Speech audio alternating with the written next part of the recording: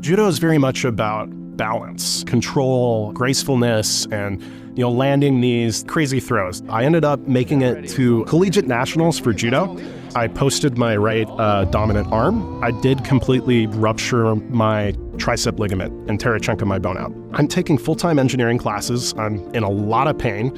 Guess where my healthcare provider is? It's on the other side of Highway 17. I would go to the physical therapy clinic. I'm incredibly fatigued from doing this incredibly challenging drive.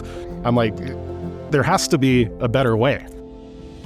My very first class that I took as a freshman was with Professor Mircha. I walked up to him, I'm like, hey, I love what you're doing. Put me in, coach. I want to learn.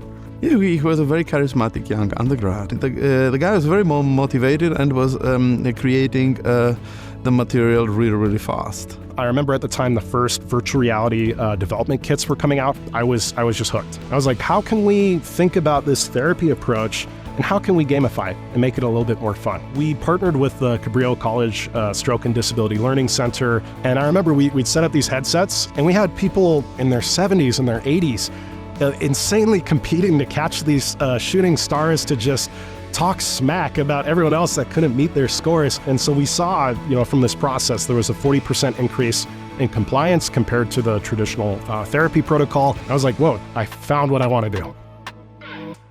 At Emergo, we are building one of the world's first embodied telehealth platforms for physical rehab. We send you a VR headset, you put it on, and it's like you're in the same room together. And the magical part is I can go up to you, I can tap your shoulder, and then I can immediately get the biomechanics that I'm interested in. We can decrease the level of error by 4 times compared to that of in-person physical therapy.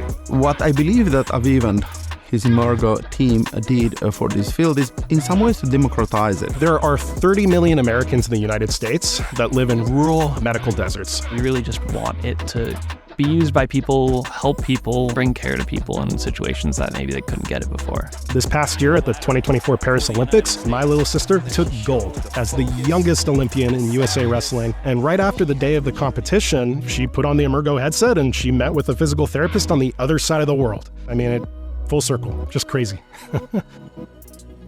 There was never a shadow of doubt in my mind that they are going to make it. Now that's actually what you want to do when you're a faculty. You want your students to become better than you. I guess the first thing I noticed about Aviv is yes to everything. Doesn't matter how wacky or crazy the idea is, he's in. I always think of him like the little engine that could. Anything he has his mind on, he just goes towards that and just gets everything kind of done. You are all banana slugs, interns, the founders, and everyone we've hired to date.